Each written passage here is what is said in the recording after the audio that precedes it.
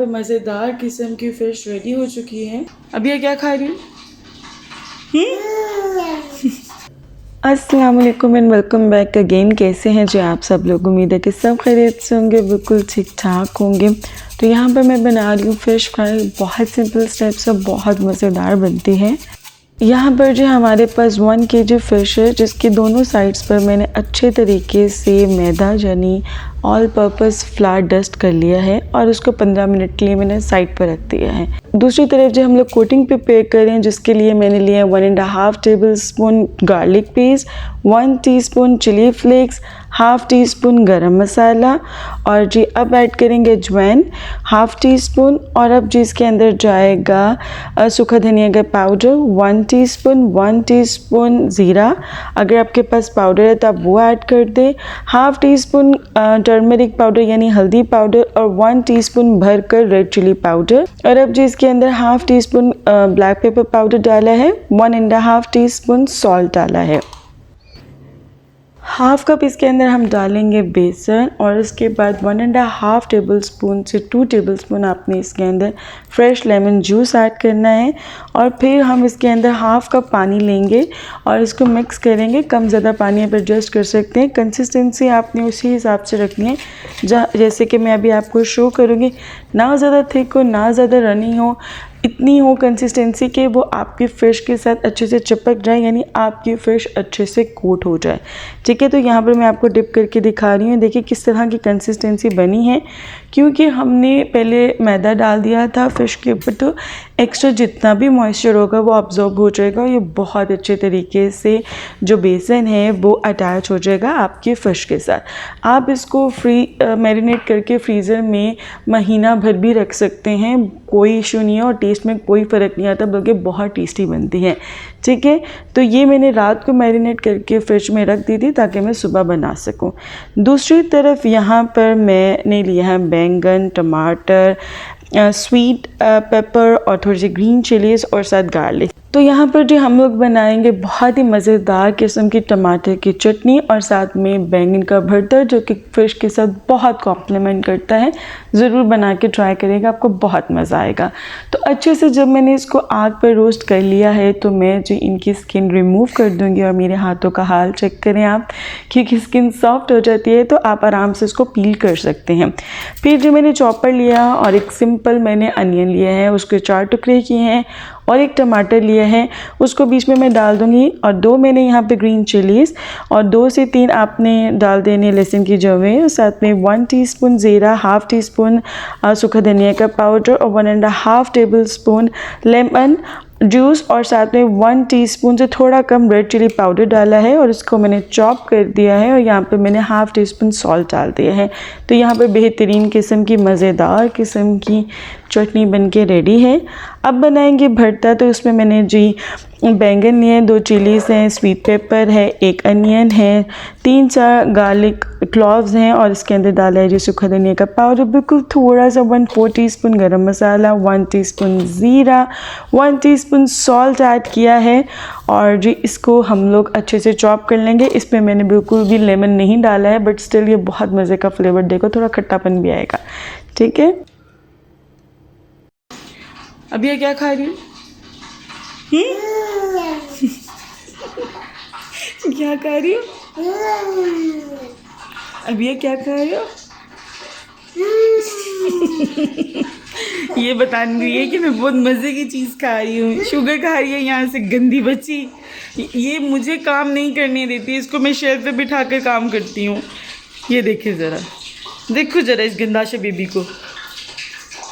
और कोई ना कोई वारदात करती रहती है। कल नहीं, थोड़े दिनों पहले इसने लाल मिर्च खा ली थी।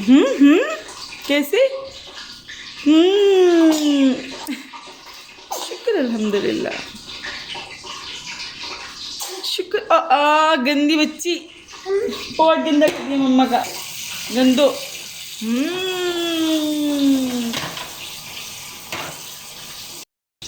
अभी हाँ। तो यहाँ पर जब मैं फ़िश फ्राई करने लगी हूँ, ये रात को मैंने मैरिनेट करके रख दी थी। ठीक है जी, तब इसको हम कर लेते हैं फ्राई।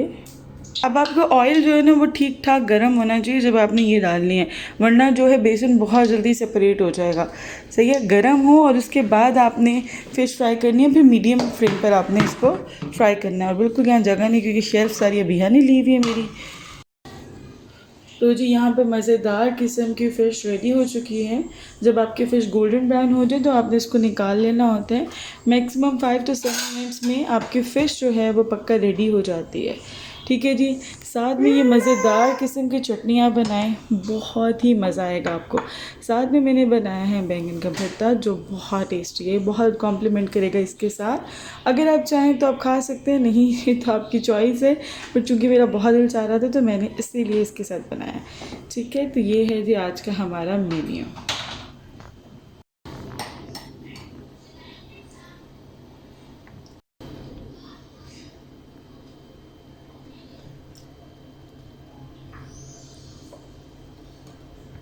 तो यहाँ पर जो आप लोगों के साथ कुछ बातें शेयर करना चाहती हूँ कैट्स के हवाले से। अगर आपने कैट रखी है या आप रखने वाले हैं या आप सोच रहे हैं कि किस तरीके से अपनी कैट्स को डील करें, तो चूँकि मुझे अब काफ़ी ज़्यादा एक्सपीरियंस हो चुका है, लाइक काफ़ी मंथ्स हो गए मुझे कैट्स के साथ डील करते हुए, सो उस बेसिस पे, उस एक्सपीरियंस पे कुछ पॉइंट्स हैं जो मैं आप लोग के साथ शेयर करना चाहती हूँ। सबसे पहली बात तो ये है कि अगर आपके घर नई कैट आई है तो उसके साथ इतना ज़्यादा आई कांटेक्ट नहीं करें।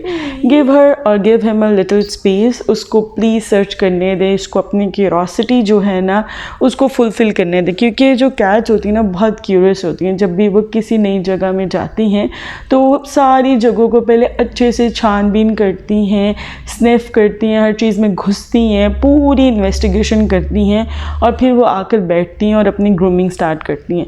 ठीक है, उसके बाद आपने जो सेकंड पॉइंट है वो ये है कि जी उसके साथ इतना आई कांटेक्ट नहीं करना। अगर आप उसको प्यार करना चाहते हैं ज़रूर करें, उसके लेवल पर आकर बैठें और थोड़ी सी डिस्टेंस पर सर पर पैट करने की कोशिश करें। अगर वो आपको अलाउ करती है तो ठीक है, और अगर नहीं अलाउ करती है तो गिव हिम और हर अ लिटिल स्पेस।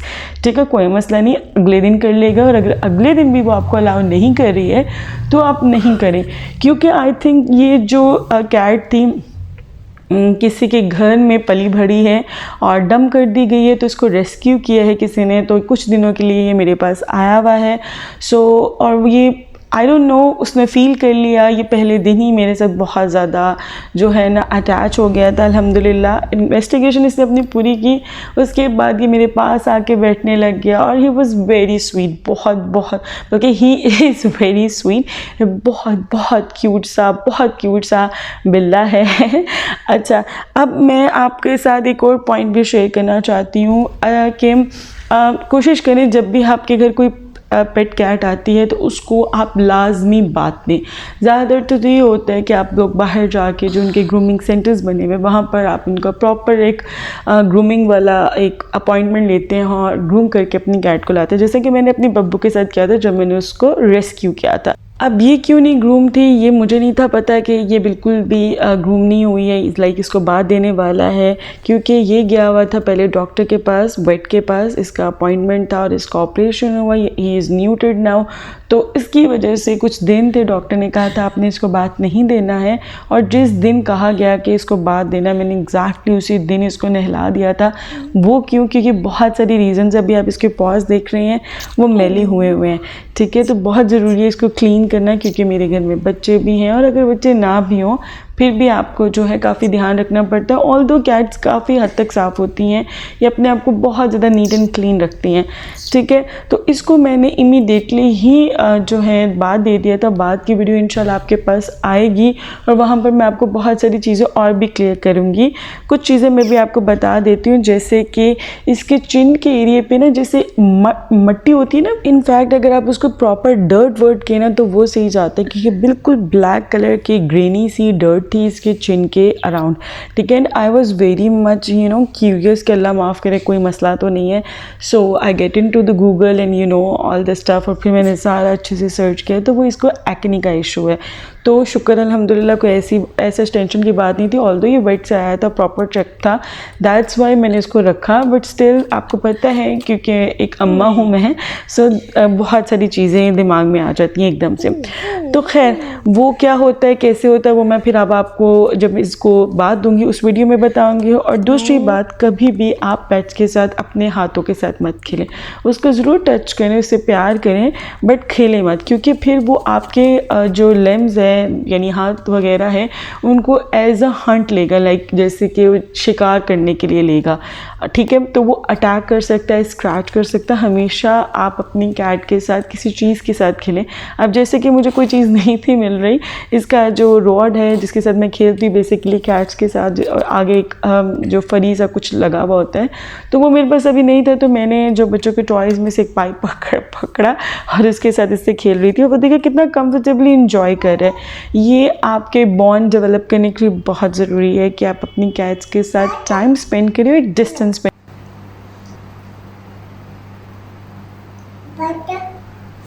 बेसिकली अबिया इसको बटा कहती है, बटा, और बब्बू को हुआ कहती है। बटा बटा। अबिया बहुत ज़्यादा कैट के साथ खेलना पसंद करती है। इवन जो चीज़ वो खा रही होती है वो सबसे पहले ऑफ़र करती है अपनी कैट्स को, और उनके लेवल पर बैठ कर सुकून से उनको ऑफ़र करती है।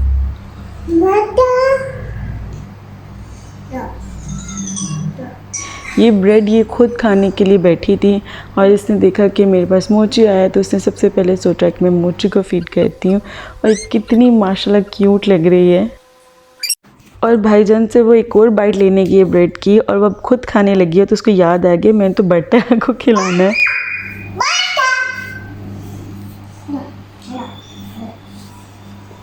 उम्मीद है कि ये क्यूटनेस से ओवरलोडेड आपको व्लॉग पसंद आया होगा। लाजमी इस चैनल को सब्सक्राइब करें, वीडियो को लाइक करें। आपसे मिलते हैं अगले व्लॉग में, तब तक के लिए अल्लाह हाफ़िज़।